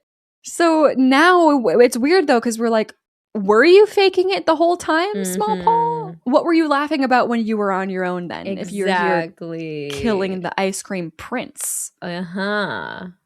Cut to the police squad arriving. The kids are okay. The detectives are okay. And Nurse Wharton comes running outside asking if they finally found her dog. They ignore her. Girl, we got bigger issues right now, believe it or not. Yeah, they ignore her, and they also ignore her when she starts asking about, where's Gregory? Right. Now cut to what is probably a couple days later, and Heather, Johnny, Tuna, and Roger all meet up on the sidewalk with their bikes, and they present Roger with an official Rocketeer beret. So he's one of them now. So nice. But Roger asks the obvious question. He's like, "Where's Small Paul?" Mm-hmm. And Heather goes, "Where else?" And Tuna answers, "Therapy." And then we cut to Small Paul alone in a dark room churning a bucket of ice cream. Yep. And when the camera comes up behind him, he turns and gives the camera a creepy, twisted smile. Mm-hmm. And we're definitely meant to take, like, that boy definitely killed the ice cream man because he wants to be the ice cream man. Oh, yeah. And that is the end of the movie. Oh, my God. No, small Paul. I know. No. He's such a little cutie. He looks like a Culkin, too. Oh, my God. That's which so we funny. had an extensive conversation about before this episode recording. Yeah, I still have one of the tabs open. It just says Christian Culkin. It's just open on my freaking Chrome right now. Yeah. So we have 8 questions for this third act. Right. I almost forgot. We do that. I know. You were so swept up. You forgot. I really was. It's just a wild story. It's so weird. It's just so weird. Like, it should be worse than it is, but I was actually watching it like, wow, this is going to work. It's just not what I expected. Yeah. I don't know. It's kind of... I don't know. I think the kids really carry. Like, they're so cute, and the friendship thing is just cutesy. Yeah. I don't know. Like, are we not concerned about, like, all of those mental institution patients just out and about now? Nah, it's so funny because the way this movie, like, doesn't give a shit about anything. No. They just leave things open left and right. Like, that doesn't really matter. Don't worry about the plot. It's not important. And it's weird because I don't care. No, like, I know. That's fine. Sometimes you could just be like, oh, okay. This is where we're at, and we're just going to have fun. This is one of those movies where I'm like, I just accept it. Yep. Okay, so my first question. Would you be faithful to your wife?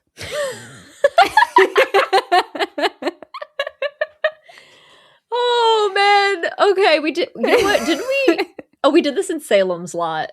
Yeah. It was that. Yeah, I'm going to say 99 just because I always got to leave that spot. Oh, I did go 100. I did go 100. Okay, you know me. I'm always leaving. I know. What if? Just what if? Not that sounds so bad. Guys, it's 1%. It's 1%. It's also fictional. It's fictional. It's okay. Could you pretend to be happy when the ice cream man presents your lover's head to you on a waffle cone? No, I don't. Yeah. Oh, thank you so much. That's lovely. No. Oh my God. No. I'm gonna do the same thing again, but this time I'm gonna say 1. Okay. I did give myself a 12. So so a man walks into your house and Corey's head is on an ice cream cone. Okay. 12% of you is going, oh, okay. I think I could really try. Okay.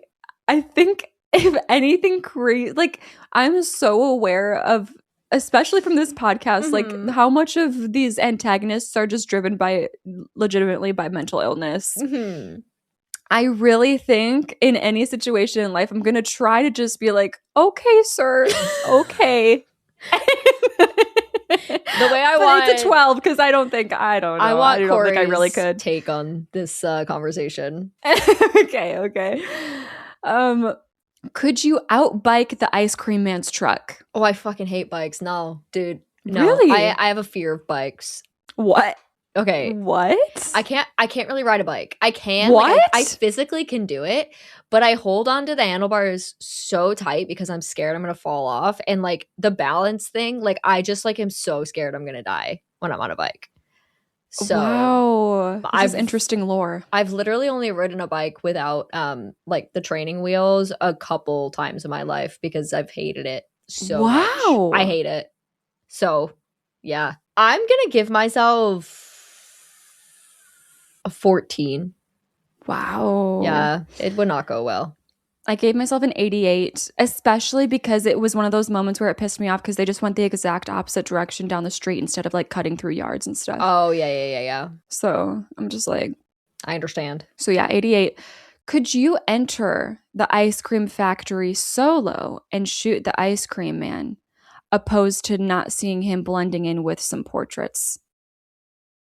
Would I? Absolutely not. If I'm in the situation because I'm playing the game, yeah, I would like to think that I'm not as stupid as a Scooby-Doo villain. But oh yeah, I don't know. Maybe I am. I'm gonna give myself 83. wow. I went 71. Oh, okay. Yeah, so I'm high, but not that high. Yeah. Okay. Would you recognize that the man entering your car is not your boyfriend? You know, it's funny because like when you were telling this story and you were like, but then he gets in the car and like, you know, obviously I'm like feeling it at that point, like, oh, Yeah. she's gonna say, and you're like, because he was wearing, and I thought you were gonna say like the boyfriend's like skin. Of And course. then you were just like the clothes. And I was like, oh.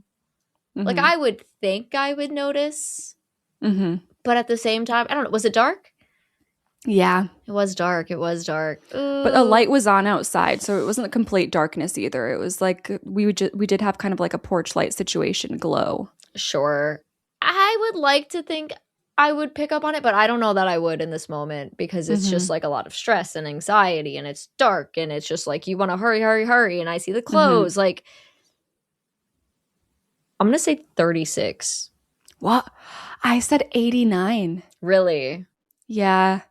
Because I think I take all of that stress and anxiety and it would make me on high alert. Interesting. Yeah, that's fair. Rather than like chaos, can't think. I don't know. Right. You never know. Yeah.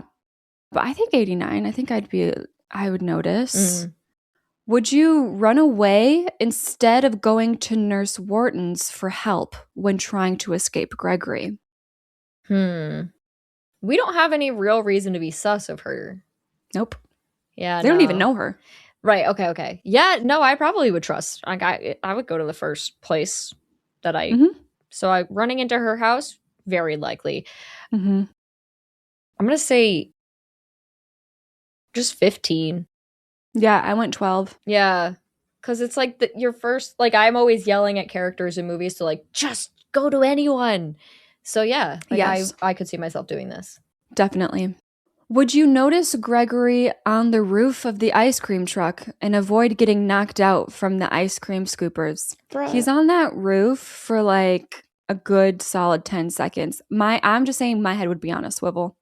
Yeah, I have a hard time. I mean, my peripheral vision is pretty average. And I think that's all you would need to see a man standing on top of a truck. Yes. So I'm going to go on the higher side here.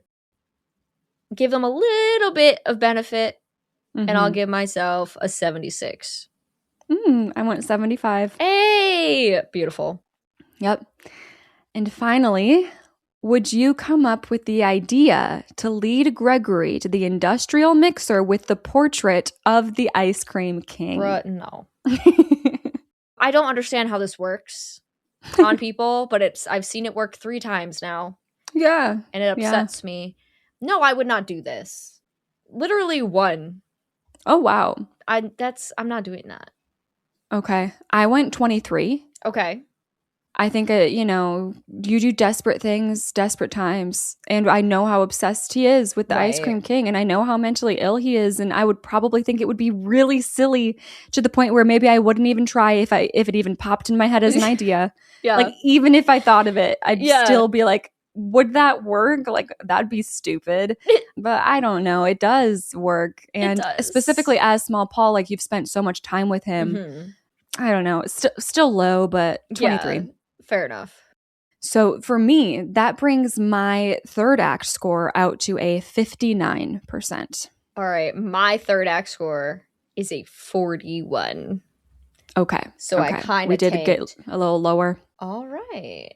So for me, this kind of puts me where I pretty much suspected this episode was going to end up. I ended up with a final average of 55. Okay. I had a final of 64. Okay. Makes sense. Yeah.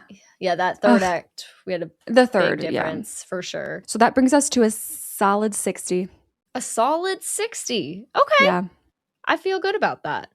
Yeah. I'm happy we hit 60s territory because it is one of those movies where it's annoying, but he just kills you. Yup. I hate those. Oh, yeah. So we're pretty 50-50 on like as far as how menacing and scary he is. Sure. Like, it's just like, we might be able to take this guy. I don't know. Yeah. But it being falling at 60 kind of gives the credit to just how he's just able to, when he sets his sights on someone, he just does it. Weird, he didn't kill a single kid. Oh. Yeah. Yeah, that is actually interesting. I feel like sometimes, some people find that very taboo to kill children in horror movies. So I wonder if that was... Yeah, it's also kind of cute because there's a line from Tuna at the beginning where he's like, the kids always get away. Oh, yeah. And they do. Yeah, they do. Aw. See, that's what I'm saying. There's something sweet about this movie, which is so weird when you think about the director's usual endeavors. Yeah, no, and it's just like a weird thing. Yeah. Period. Yeah. It was all very weird.